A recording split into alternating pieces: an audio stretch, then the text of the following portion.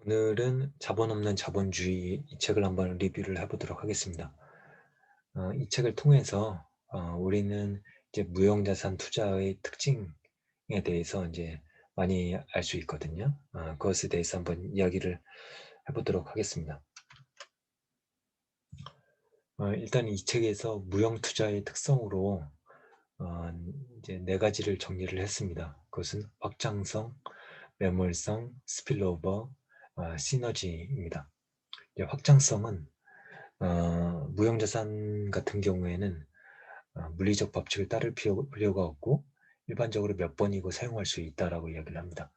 그러니까 저희가 이제 음악이나 영화 같은 것을 만들면은 온라인에서 동시에 여러 사람이 그것을 즐길 수 있지 않습니까? 그것을 이제 무형자산의 확장성으로 표현을 한 것입니다.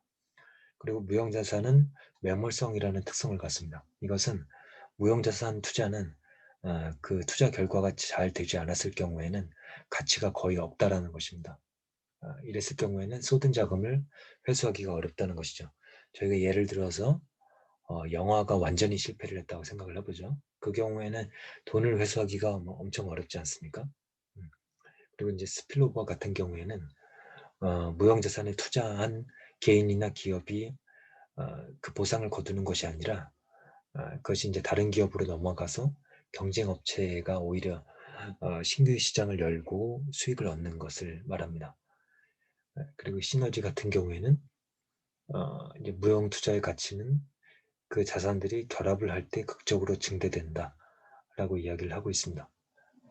그래서 이제 무형자산 투자의 확장성 개념은 가치 경합성 개념이랑 같이 이해를 하시면 좋을 것 같습니다.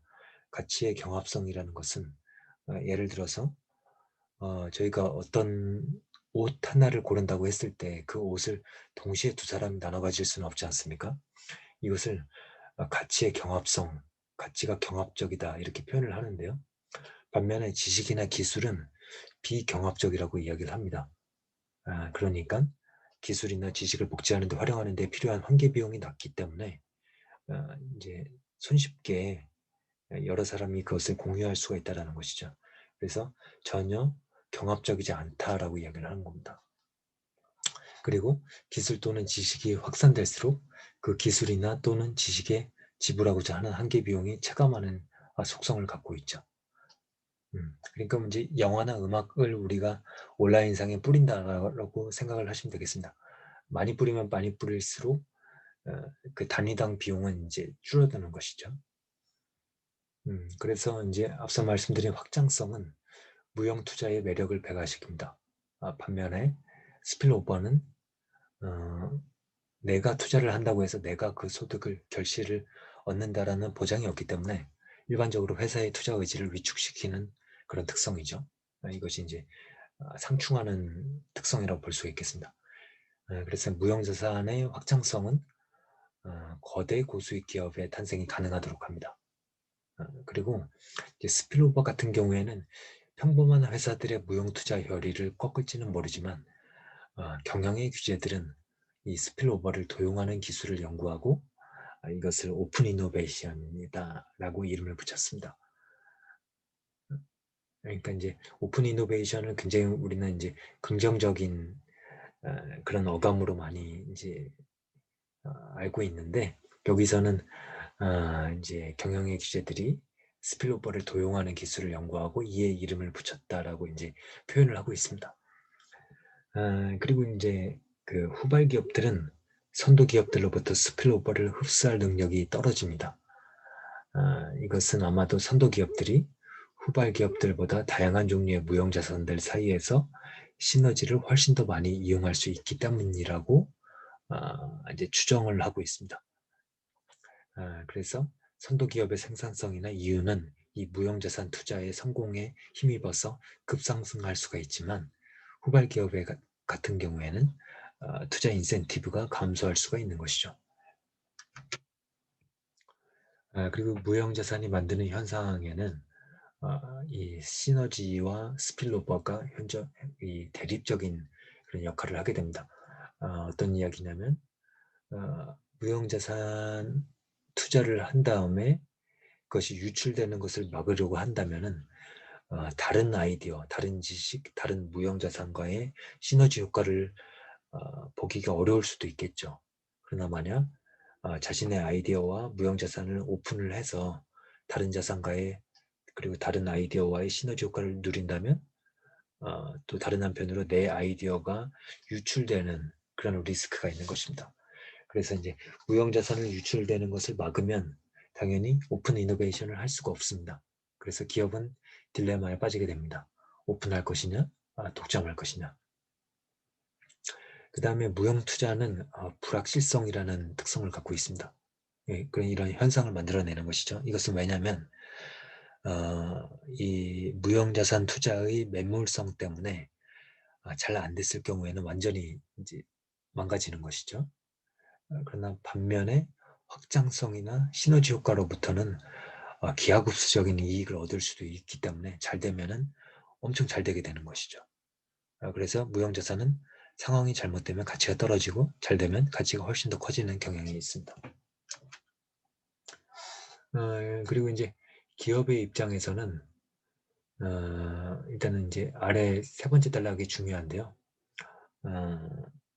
이 경영진들이 주식을 소유하고 있는 상장 기업들이냐 아니면 임시적으로 혹은 정해진 그 기한 안에서만 어떤 경영진의 역할을 하고 그 다음에 그 역할이 끝나면은 그 회사를 떠날 사람이냐 이 차이가 있는데요. 왜냐하면은 이제 장기적인 관점에서 보지 않는 경영진들은 R&D 투자를 많이 할 유인이 없거든요. R&D를 삭감시키면은 단기간에 바로 회사 수익을 증대시킬 수가 있고 이를 통해서 인센티브를 가져갈 수도 있는 것이죠. 반면에 주식을 많이 가지고 있는 경영자들이라면 이제 장기적인 투자 그리고 오랜 기간에 걸쳐서 수익을 거두는 것이라고 예상이 되더라도 만약 그것이 절대적으로 그 크기가 엄청나게 높다라고 기대가 된다라면은 장기간이라도 투자할 수 있는 그런 유인이 있는 것입니다. 그러니까 경영진들이 이제 주식을 많이 갖고 있는가가 결국에 무형자산의 투자를 늘리는지 줄이는지에 영향을 미칠 수가 있다는 것입니다.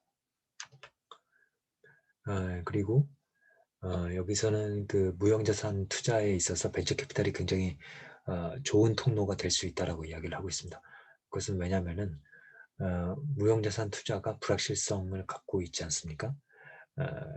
이제 그에 반해서 벤처캐피탈은 이 흔히 순차적이어서 수차례의 자금 조달이 단계별로 진행이 됩니다. 그래서 초기 단계에 들어가는 벤처 캐피탈이 있고 그 이후 단계에 들어가는 벤처 캐피탈이 있고 이런 식으로 단계별로 자금을 조달을 할 수가 있기 때문에 이는 무형 투자에 내재한 불확실성에 대응할 수 있는 것이라고 이야기를 하고 있습니다. 그리고 이제 벤처 캐피탈 같은 경우에는 무형자산 투자회 같은 경우에는 매몰 비용 때문에 기업이 도산하면은 완전히 가치가 없지만 반면 잘 됐을 경우에는 확장성이나 시너지 효과 때문에 초대박 성공을 이제 노릴 수가 있는 것이죠. 그렇기 때문에 이러한 무형자산을 가지고 있는 기업에 대한 투자는 지분 투자의 형식으로 들어가야 되는 겁니다. 그래서 단순히 돈을 꿔주는 형태로 들어가게 되면은 거기에 대한 이자율은 상한이 어느 정도 정해져 있기 때문에 그 기업이 잘 됐을 경우에 그 업사이드 포텐셜을 그 상한으로 갈 수 있는 상방을 먹을 수가 없는 거죠. 하지만 지분 투자의 형태로 들어가면은 그 기업이 잘 됐을 경우에 그 상방으로 열려 있는 그 가능성을 다 먹을 수가 있다. 그렇기 때문에 벤처 캐피탈의 지분 투자 형식으로 들어가는 것이 좋은 방식이다 이렇게 이야기를 하고 있습니다. 그리고 벤처 캐피탈 자체도 이제 상위권의 벤처 캐피탈들은 수십 년 동안 유지가 되고 있거든요. 그것은 그 벤처 캐피탈 자체가 네트워크를 구축해서 이제 시너지 효과를 누리고 있다라는 것입니다. 예를 들어서 이제 클라이너 퍼킨스의 존 도어는 이제 그 회사가 자신의 회사가 연동 비즈니스 네트워크를 구축했다고 말하고는 했습니다. 그러니까 이 회사는 포트폴리오 회사들 사이에 비공식적 유대를 구축하여 그들이 무형자산의 시너지 효과를 활용하도록 했다. 그러니까 이제 예를 들어서 스타트업들에 투자를 했는데 제가 투자한 포트폴리오 상의 그 스타트업들 간에 네트워크 이제 파티 같은 걸 많이 하는 거죠. 그래서 서로 친해지도록 하고 서로 간에 부족한 자원이 있으면 서로 빌려주도록 하고 서로 도와주도록 하고 그렇게 하는 겁니다. 그리고 어, 벤처 캐피탈리스트 그리고 벤처 캐피탈 자체도 대기업들이나 그러니까 이제 그다음에 뭐 언론이라든가 그다음에 또 다른 벤처 캐피탈과의 네트워크를 이제 잘 구축을 해놓으면은 내가 투자한 스타트업들을 대기업들에 소개할 수도 있고 그다음에 다음 단계에 투자할 수 있는 벤처 캐피탈에 소개할 수도 있고 이런 식으로 구축해 놓은 네트워크들이 시너지 효과를 누릴 수가 있다라는 것입니다. 반면에 이제 벤처 캐피탈이 못하는 일도 있는데 그것은 이제 너무 초기 단계의 무형자산 투자는 바로 수익을 회수할 수가 없기 때문에 이런 경우에는 벤처 캐피탈이 들어가지 않고 이 단계는 보통 이제 정부의 지원을 받는 대학 연구에 의존을 한다. 이건 이제 한국도 마찬가지죠. 너무 초기 단계의 기술 개발은 기업들이 들어가기가 어렵고 벤처 캐피탈도 들어가기 어렵기 때문에 정부에서 지원하는 자금으로 이제 산학연의 형태로 이제 연구가 많이 되고 있습니다. 그래서 이제 이것은 이제 빌 밀러의 기술주 투자, 이제 가치 투자를 하면서 기술주 투자에 성공해서 유명한 그런 투자자인데요. 그 책에서 나오는 내용입니다. 일반적으로 이제 선발주자가 시행착오를 겪을 때 이를 간파한 후발주자가 그 자리를 쉽사리 빼앗을 수 있었던 것이 전통산업의 논리라면은 신기술 산업은 경쟁에서 이긴 기술이 잠금 효과를 통해 시간이 갈수록 공고한 입지를 차지하게 됩니다. 그러니까 후발주자가 선발주자를 따라잡기가 어렵다는 것이죠. 그것은 왜냐하면은 일단은 이제 수학 체감의 시장을 이해할 필요가 있습니다. 그러니까 이제 수학 체감의 시장에서는 시장을 확대하고 점유율을 늘려가며 경쟁에 앞서면 앞설수록 그만큼 경쟁자보다 빨리 비용 증가와 수익률 저하라는 문제에 부닥치게 됩니다. 예를 들어 석유 회사가 커지면 커질수록 유전 개발을 위해 더 멀리 탐사에 나서게 되면서 탐사 비용과 수송 비용이 그만큼 높아지게 되는 것이죠. 광업도 마찬가지고 농업, 벌크 상품 생산업, 그러니까 이제 석탄을 이제 그런 생산하는 그런 산업이라든가 목재 산업 같은 경우에 이런 자원의 기반을 둔 분야는 여전히 수학 체감의 법칙이 적용이 된다라고 이야기를 합니다. 즉 전통적인 경제 원리가 지배하는 분야죠. 반면에 첨단 기술 분야, 우리가 지금까지 이야기해온 무형자산이 중요해지는 그런 산업 분야에서는 수학 체감을 수학 체증으로 변화시키는 몇 가지 조건들이 작동하게 됩니다. 그것은 비용 우위, 네트워크 효과, 학습 효과입니다. 이 세 가지가 잠금 현상을 만들어내고 선두주자들의 그런 그 기득권을 형성하는데 이제 이런 것들이 작동하게 되는 거죠. 음, 이제 반면에 이런 잠금 효과가 영원하지는 않습니다. 그러니까 기술은 물결을 타고 오고 도스 같은 시장 잠금 효과는 특정 기술의 물결이 지속되는 동안에만 계속된다. 그러니까 이제 마이크로소프트가 애플의 그 아이폰 생태계가 오기 전에는 마이크로소프트가 완전히 이제 퍼스널 컴퓨터의 시장을 완전히 장악하고 있지 않았습니까? 그러니까 그 패러다임이 유지되는 상황에서는 그 패러다임 내의 기술을 가지고 그 선두주자한테 덤비면은 이길 수가 없습니다. 왜냐하면 이미 마이크로소프트가 다 시장을 장악해 놓고 있기 때문에 그 윈도우 체제라던가 이것을 완전히 무너뜨릴 수가 없는 거죠. 그러나 완전히 새로운 체제, 아이폰, iOS 그 체제를 가지고선 나왔을 때 비로소 패러다임이 바뀌게 되고 그 다음에는 iOS, 이 아이폰의 전성시대가 유지가 되는 겁니다. 그 시간 동안에는 다시 잠금 효과가 이제 작동을 하면서 선두주자가 그 과실을 다 먹게 되는 거죠. 그래서 그 기업도 수익을 많이 거두게 되고 그 주식도 많이 이제 상승하게 되겠죠.